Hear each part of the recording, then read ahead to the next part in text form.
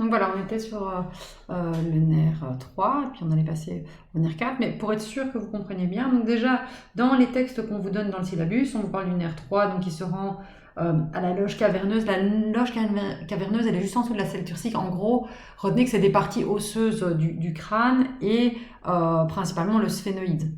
Ok. Et donc, la traverse, c'est lorsqu'elle atteint l'apophyse clinoïde. L'apophyse clinoïde, en fait, c'est un rehaussement, c'est une sorte de, c'est quelque chose qui dépasse sur le sphénoïde. Okay, donc c'est une zone particulière et reconnaissable du sphénoïde. Okay. Elle passe par la nodine et puis ensuite se divise en deux branches, donc l'inférieure et la supérieure. Pour ceux pour qui ça ne serait pas clair, vous vous souvenez, j'ai donc cette application-ci. Et donc ici, vous voyez bien que si on va sélectionner, c'est celui-ci, hein, donc j'ai bien, si vous regardez ici, ma branche ophtalmique du 5, des trijumeaux. Ici, c'est le nerf 6, abducens. Hein. Donc c'est bien, il va aller innerver le droit externe. Je ne sais pas où est-ce qu'il arrive. Bleu sur bleu, c'est pas évident. Est-ce qu'il est, voilà. Il va ici, il vient vers ici, donc ici c'est ça l'extérieur, puisqu'on a ici notre glande lacrymale, donc ça c'est le droit externe, hein, le nez est quelque part ici, on a la glande ici, la suite justement du système lacrymal, hein. Donc ici on voit bien que l'abducens il va là, et alors celui qui nous intéresse,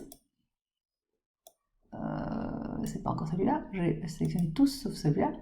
Voilà, l'oculomoteur commun, et si vous regardez, il va effectivement se diviser en deux branches. Vous voyez qu'ici, hop, en dessous, par ici, on ne voit pas bien mes deux branches, par au-dessus alors, peut-être, voilà.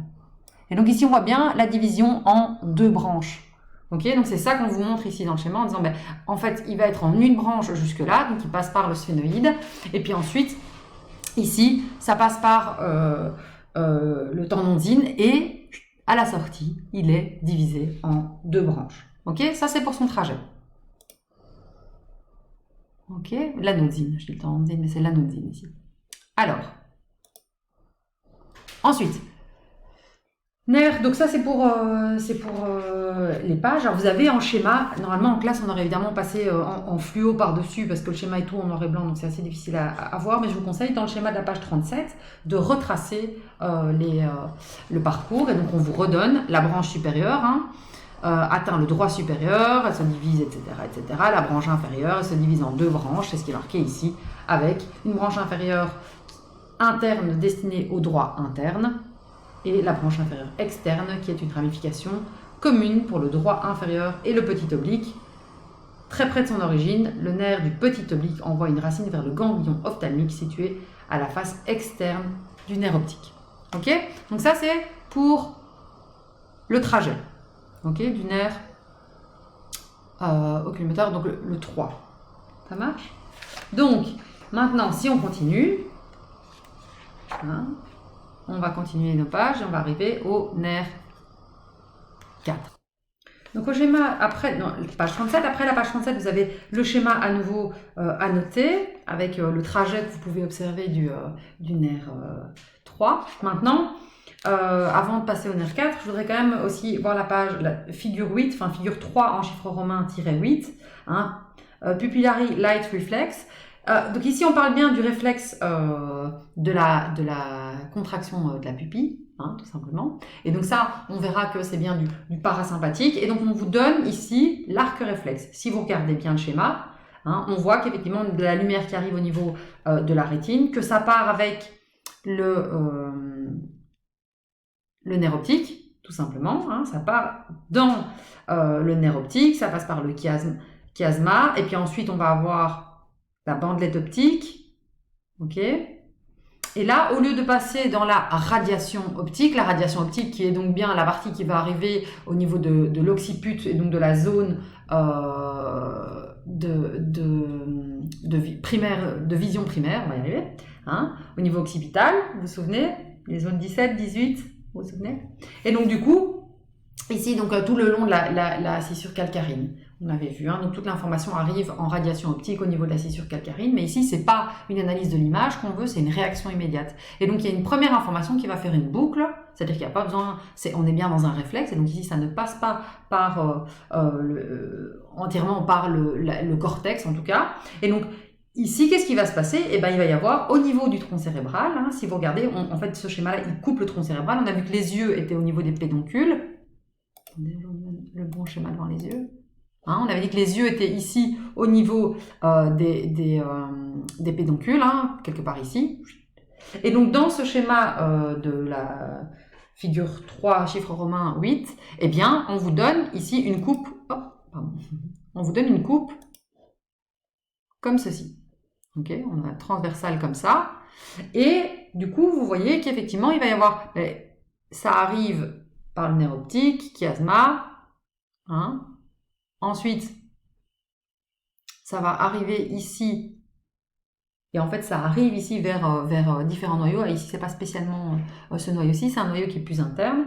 Et en fait, ici à l'intérieur, c'est un noyau gris qui va directement renvoyer une information par le nerf 3, l'oculomoteur, pour qu'il y ait une réponse au niveau de la pupille, contraction ou dilatation.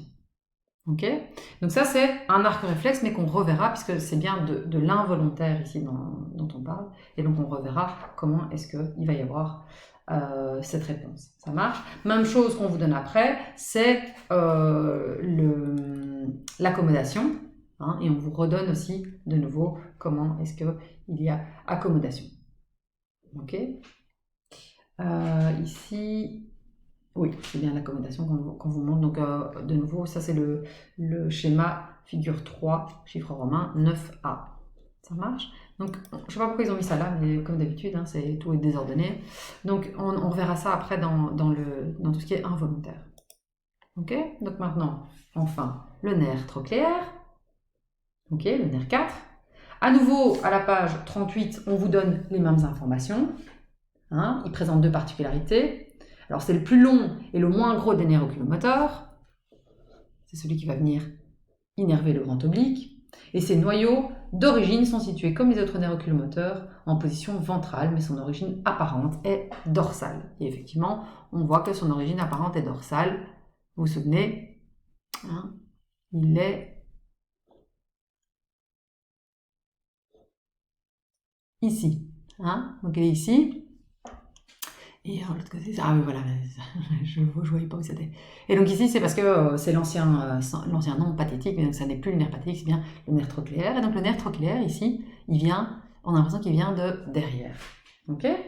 Donc ça, c'est ça, une particularité. Donc son origine réelle, je vous demande de nouveau, pas spécialement de la connaître, mais bon voilà, on va quand même la lire. Le noyau du nerf 4 est en relation avec les noyaux du nerf 3 qui prolongent à sa partie inférieure, le noyau en forme ovoïde et se trouve au niveau du pôle supérieur des tubercules des quadrijumeaux. Ok ?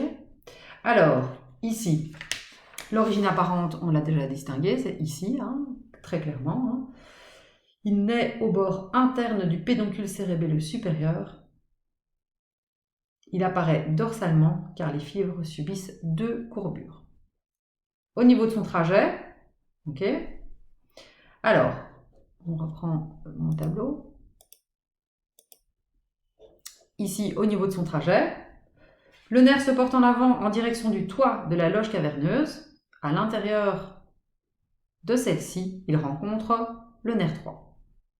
Il se dirige alors vers la partie supérieure de la fente sphénoïdale, où il est accompagné du frontal.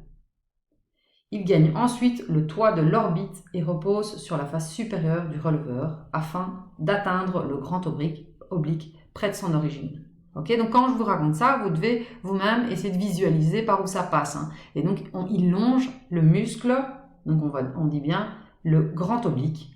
Donc vous regardez, il gagne ensuite le toit de l'orbite et repose sur la face supérieure du releveur afin d'atteindre le grand oblique près de son origine. Okay, donc il passe au-dessus du releveur. Si vous tournez la page 38, donc le schéma de la page 38 il n'est pas très clair, mais le schéma après est plus clair. La figure 4.2, hein, si vous regardez, il est bien en noir et on voit bien le noyau trop clair. Et donc à nouveau, vous voyez, hein, les noyaux, c'est des noyaux gris qui sont plus à l'intérieur. Hein, le cœur, si vous voulez, du tronc cérébral, quoi, ça va dans le cœur. Et donc ici, en petit pointillé, c'est tout ce qui n'est pas visible, apparent. Et puis en noir, vous voyez la partie qui est apparente. Et donc elle fait bien le tour, ok, pour finalement venir vers l'avant. Et donc on voit son trajet à nouveau qui est expliqué, où on vous dit donc il va vers le toit de l'orbite en traversant la partie haute de la fente sphénoïdale. Et donc vous retenez aussi qu'elle est sur la face supérieure du releveur. Ok?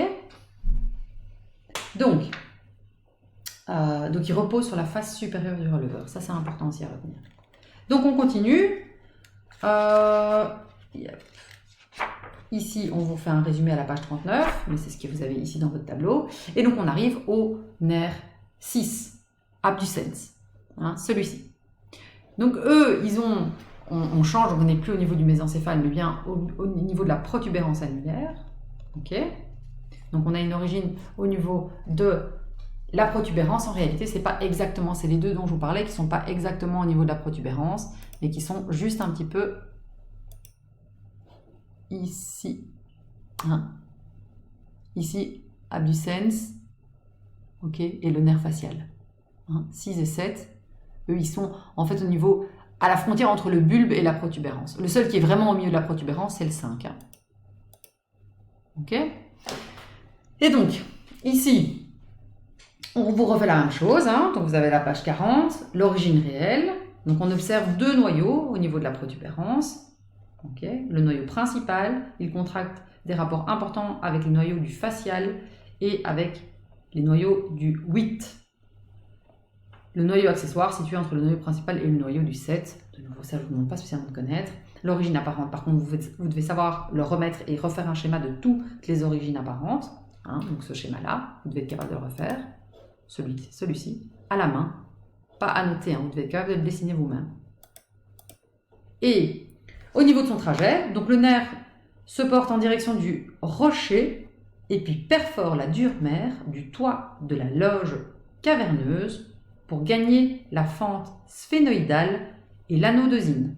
Puis il traverse l'anodosine et se trouve à la face profonde du droit externe où il se divise en 4-5 filets. Le nerf ne donne aucune branche collatérale, mais il reçoit des anastomoses du sympathique pendant la traversée de la loge caverneuse. Des anastomoses, vous vous souvenez ce que c'était? C'est donc bien la fusion. Hein. C'est deux éléments qui vont fusionner. Ok. Et donc à nouveau, vous avez le schéma, donc on vous redonne un schéma, quelque chose de schématique. En dessous, le tableau de la page 40, c'est pas ça que je vous demande de connaître. Vous retenez que ça passe au niveau de la fente sphénoïdale, que ça traverse l'anodosine, ok, et puis que ça va passer dans le muscle droit externe. Ok. Puisque c'est, enfin, il aboutit dans le muscle droit externe, puisque c'est bien celui-là qu'il veut innerver. Ça va? Maintenant, ce qui va m'intéresser aussi, c'est que vous sachiez, à la page suivante, revisualiser ce que je viens de lire. Hein. Donc, d'habitude, quand je lis, je vous conseille de, même sinon vous repassez en arrière, mais d'avoir la figure 6-2 devant les yeux. Et donc, ça vous explique le trajet. Donc, on vous donne chaque fois un peu le trajet osseux, hein, par où ça passe. Donc, on voit les noyaux, ok, ça traverse, c'est les deux lignes noires qui vont à gauche et à droite. Et donc, on voit qu'ils vont à nouveau passer la fente sphénoïdale. Alors, à nouveau, ce qui va être intéressant, c'est de savoir dans quelle partie de la fente sphénoïdale il traverse. Ok. Et donc ici, on vous dit, le nerf porte la direction pour perfore la dure mer, le toit de la loge caverneuse pour gagner la fente sphénoïdale et l'anodosine, puis il traverse l'anodosine et se retrouve à la face profonde du toit du droit externe. Ok. Donc ici, c'est la fente sphénoïdale. Dans certains cas, on a précisé que c'était la fente sphénoïdale supérieure. Donc, notez à chaque fois qu'il y a une différence. Hein. Et donc, ensuite, on vous redonne la sortie ici, vous avez une vue de face à la 6-4, le schéma 6-4. Ok, et donc il va bien ici innerver le muscle droit externe. On va continuer avec le nerf facial, ok, nerf mixte, comme c'est indiqué ici. Ok, sa particularité, c'est qu'en fait, c'est une sorte de gros paquet de fusion, hein, vasculo-nerveux. Donc c'est des vaisseaux sanguins et des nerfs qui vont fusionner pour essayer pour faire une sorte de grosse gaine contenant donc des nerfs et des vaisseaux sanguins. Elle va contenir les 3 branches de mon nerf facial, mais aussi le nerf 8 et l'artère auditive. Ok? Donc on va avoir la partie ici motrice du nerf facial, la partie sensitive du nerf facial, la partie sensitive du nerf 8 et l'artère auditive qui vont former